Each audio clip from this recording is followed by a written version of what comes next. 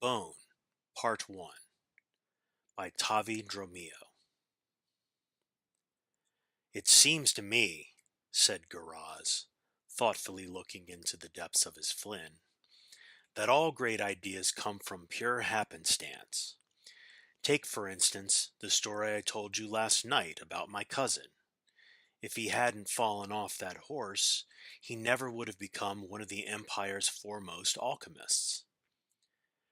It was late one Midas night at the King's Ham, and the regulars were always especially inclined towards philosophy.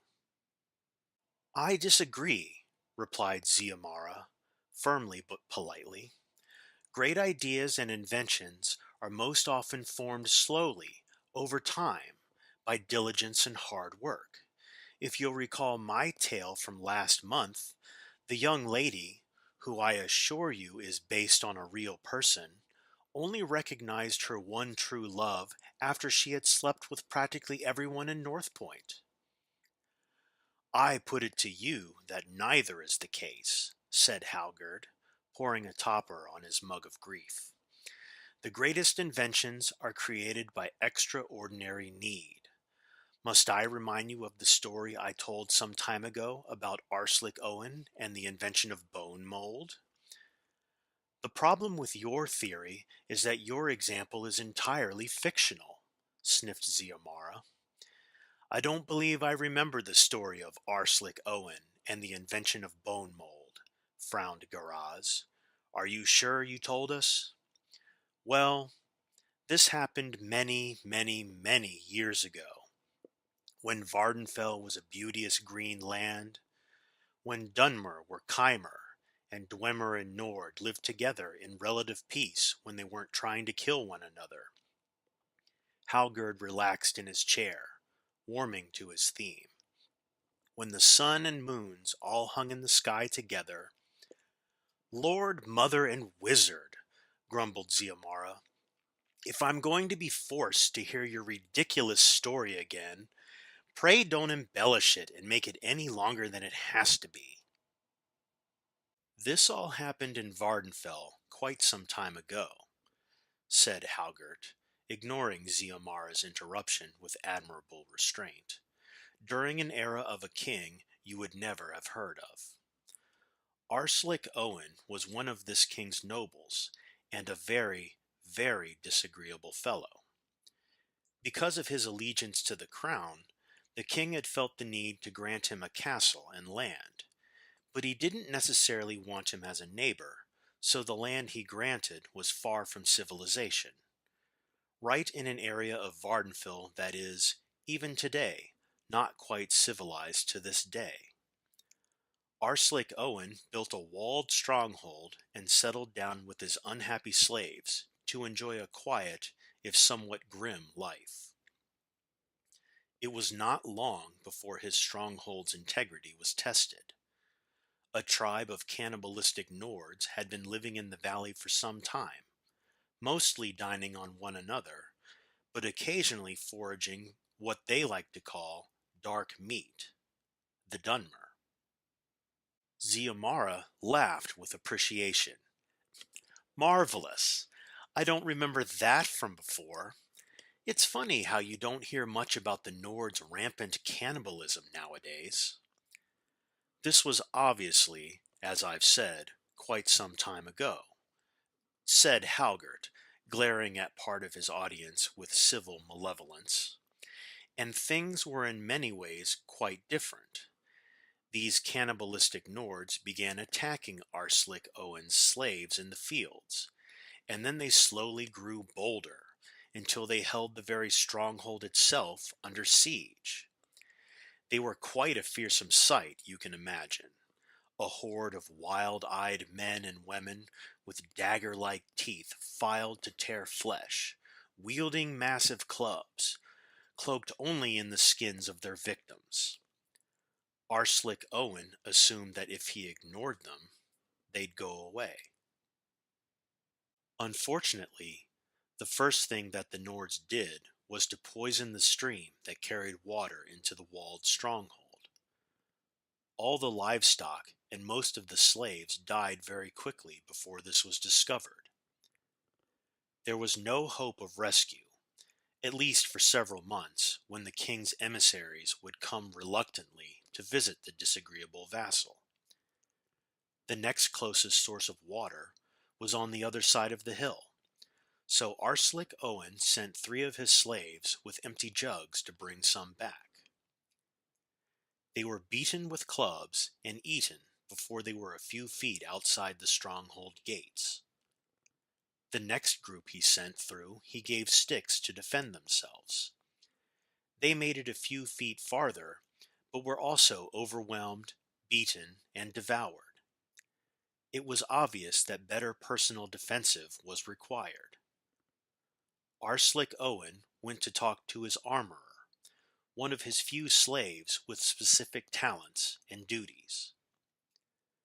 "The slaves need armor if they're going to make it to the river and back," he said. "Collect every scrap of steel and iron you can find, every hinge, knife, ring, cup, everything that isn't needed to keep the walls sturdy. Smelt it, and give me the most and the best armor you can, very, very quickly."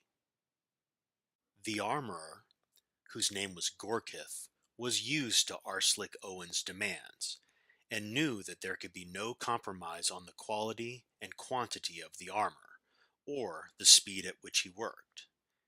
He labored for 30 hours without a break, and, recall, without any water to slake his thirst as he struggled with the kiln and anvil, until finally he had 6 suits of mixed metal armor.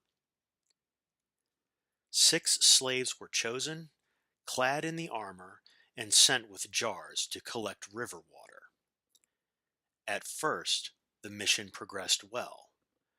The Nords attacked the armored slaves with their clubs, but they continued their march forward, warding off the blows.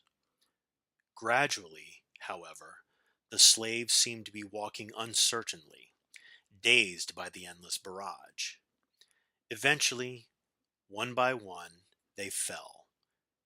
The armor was peeled off their bodies, and they were eaten. "The slaves couldn't move quickly enough in that heavy armor you made," said Arslick Owen to Gorkith. "I need you to collect all the cadavers of the poisoned livestock, strip their skin, and give me the most and best leather armor you can, very, very quickly." Gorkith did as he was told, though it was a particularly repulsive task given the rancid state of the livestock.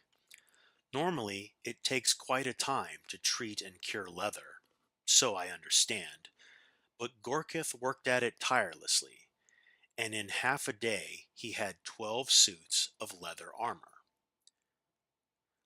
12 slaves were chosen, clad in the armor, and sent with jars to collect river water.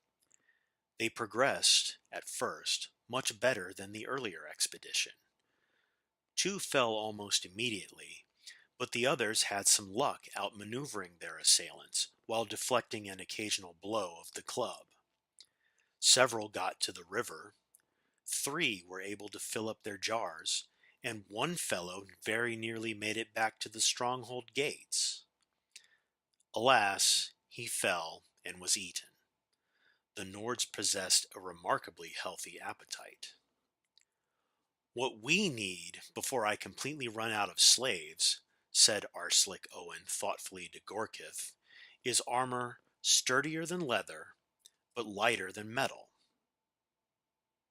The armorer had already considered that and taken stock of the materials available.